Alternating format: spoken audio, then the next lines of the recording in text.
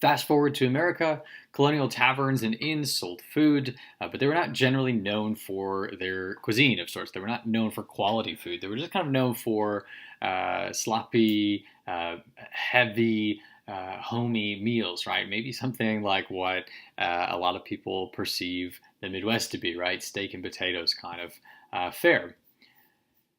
So the food was not generally offered on menus, whereas in France and otherwise the menu meant something where it was often a minimum of 3 courses up to out cuisine, which would be 14 courses in kind of French bourgeois culture. In America, it was generally one, as we'll talk about later as well, 2 types of service. It was one meal. The French restaurant concept was introduced to the newly established the United States in the very last years of the 18th century. Food historians place the genesis of grand city restaurants, often based in fine hotels, to the first quarter of the 19th century. And even though they were in hotels, weren't necessarily high quality food at that point. The French Revolution encouraged the growth of restaurants by abolishing the monopolistic cooks' guilds and by forcing the aristocrats, former chefs, to find new proletarian uses for their talents. So you see the same kind of um, breaking down to the masses and serving the masses that was happening in France at the time of the French Revolution. Travelers to France excitedly brought the news of these Parisian restaurants to an American public that already enjoyed a spiritual kinship with France ever since that country allied itself with our revolution. So you see this kind of Francophile movement, which really caught on and lasted for a very long period of time, including up to the time of Julia Child. French culture had already had a considerable effect on our own. This affinity for French cooking convinced a former cook to the Archbishop of Bordeaux to open his own French-style eating house in Boston in 1794, and we'll show you that in just a moment. His name was Jean-Baptiste Guillaume Palplat, and he called his establishment by his nickname, Julien's Restaurant, where he became known as the Prince of Soups, right? We mentioned how that was kind of this staple food for the proletariat, echoing the original meaning of the word restaurant. But the growth of the concept of freestanding restaurants depended ultimately upon a large enough number of people willing to accept it and pay for it, right? So you may have a lot of people, but are they willing and able to pay for it, which was generally a problem when you're trying to build and further industrialize a nation. In 1800, the total population of New York, Philadelphia, Boston, Baltimore, and Charleston combined was only 200,000 people, but soon it began to soar. New York grew fastest, with 160,000 inhabitants by 1825, and by 1805, New York had 4 coffee houses, 4 oyster houses. You used to be able to get quality oysters off off of Long Island. Now, not so much because it's been over harvested. 4 tea gardens, 2 victualling houses, and a cook shop, as well as 42 combination boarding houses and taverns, because again, food was often linked to traveling homes or hotels at that point. And these increased rapidly to absorb the new prosperity. The food available in these new eating houses, which went in and out of business at an amazing rate of failure, not too much different than what we see today with a number of restaurants, many of them failing in their first 2 years. Oftentimes, 7 to 10, if not 8 to 10, are statistics of the number of restaurants who fail within the first 2 to 3 years. And we'll talk about, of course, ways to succeed in the restaurant industry later. Game and venison, pigeon, raccoon, and elk were all very plentiful at this time. Turtle was even considered a delicacy, and fresh meat went bad quickly, so many workers slaughtered the pigs that freely roamed the streets, consuming refuse, and Broadway was Broadway Street, right, where we see our plays and otherwise in New York, was lined with vendors selling roast pork at the time. So again, there weren't a lot of rigid establishments of sanitation, nor really any centralized market at this point. Those things would all develop over time. So others would hawk oysters, fast becoming a passion with Americans. Once the food was set on the table, the customers tore into it with what one observer called inconceivable rapidity. And other defined as a technique of gobble up, gulp, and go. So food at this time, not too much different than our fast food culture today, where it was not necessarily prepared for quality but rather for quantity and for efficiency and fuel.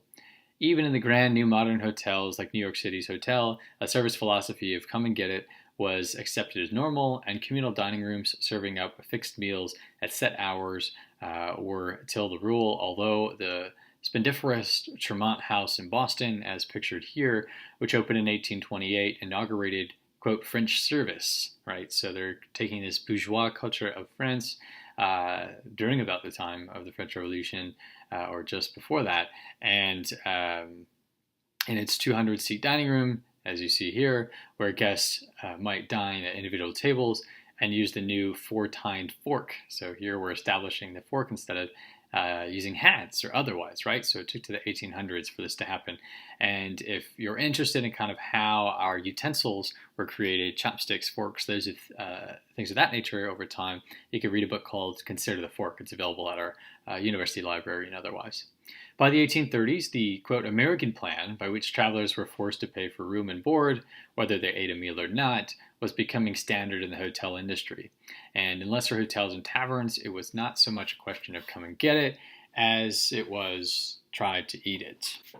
I will take a moment here to note a book by a good friend of mine, Annie Hawk Lawson, as well. If you're interested in how the city of New York developed over time with food at its center, you can read her book, Gastropolis, Food in New York City.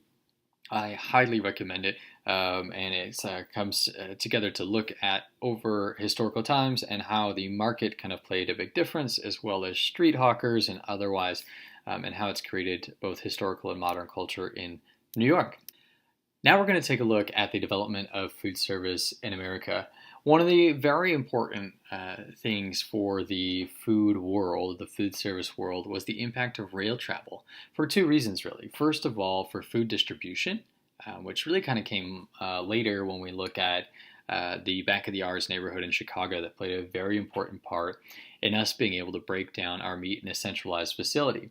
Back of the Yards neighborhood was called just that because there were a number of cattle that were brought in from all over the country, primarily the Midlands and the Midwest, and slaughtered there, put in refrigerated cars, and then sent by rail to other parts of the country. Whereas previously they'd have to bring the full cattle and break it down, or grow it in a particular area and break it down, or I should say raise it in a particular area and break it down.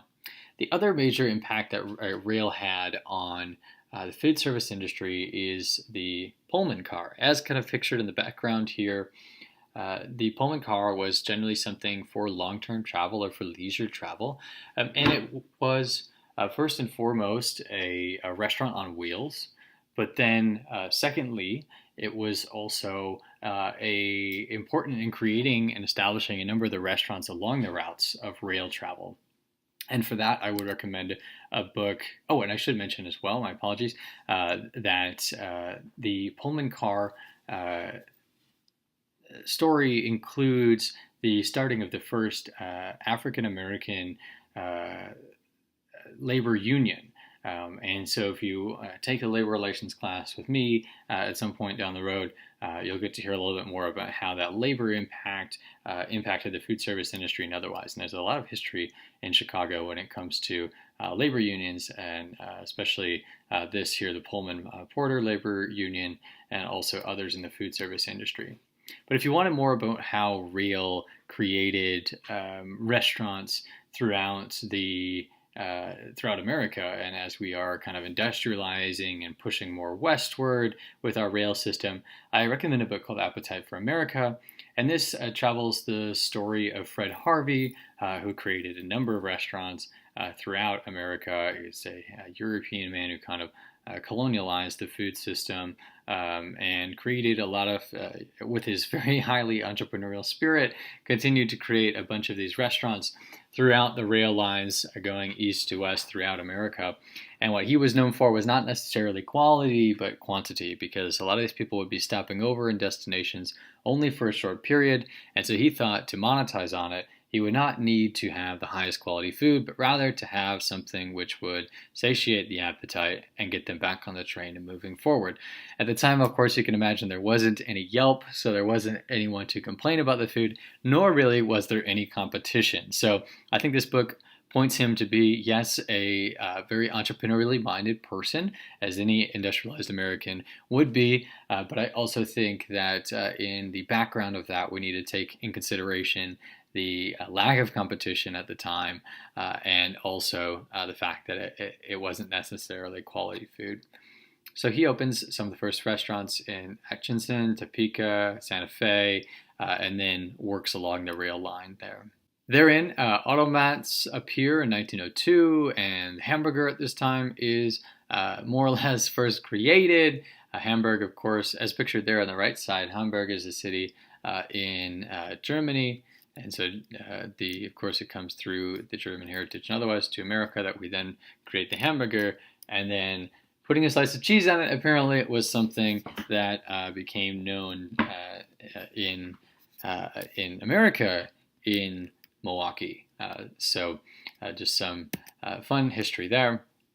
Looking at the food service in America over time, kind of taking what are some very important impacts in the historical timeline. First of all, of course, the two world wars played a very important part in creating industrialized food system. And if you want more on that, you can check out my class, Intro to Gastronomy. We talk about it briefly, about how our industrialized food system helped create things like pasteurized food, thanks to Louis Pasteur, that is the canning of food, preserving otherwise, and how we continue to grow more and more food, and specifically certain crops. But more on that in the Intro to Gastronomy course, if you're interested. That is an elective. Prohibition, then, of course, the absence of alcohol for 13 years from 1920 to 1933 played a very big impact on the restaurant industry, clearly because they weren't able to make money off of alcohol or found ways to make money in a legal fashion.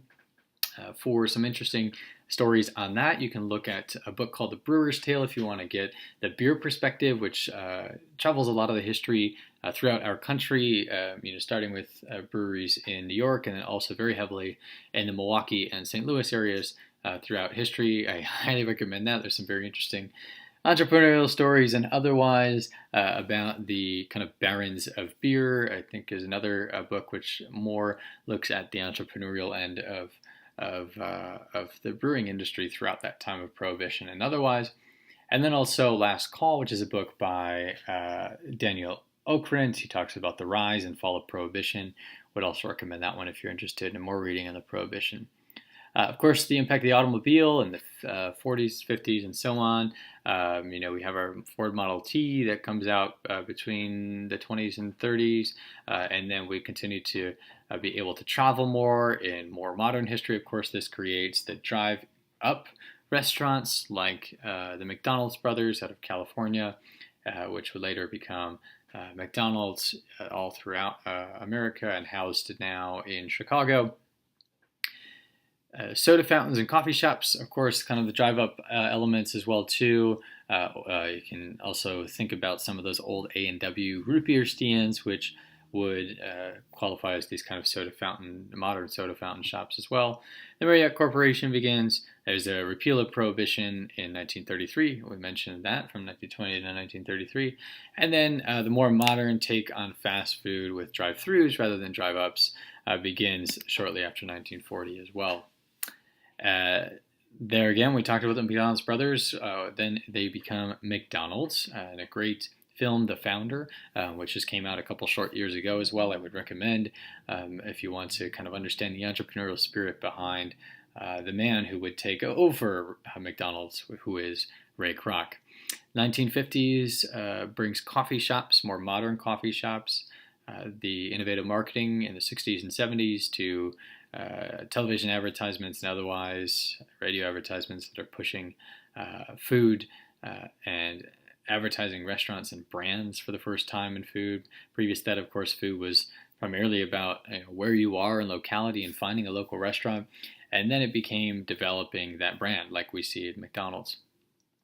Of course, the economic downturn in the 80s played an important role in the development of food service, concerns in the 90s and beyond, and of course the baby boomer generation who were able to delight in restaurants very much and continue to do so because they continue to hold a great amount of the financial wealth in our country as well.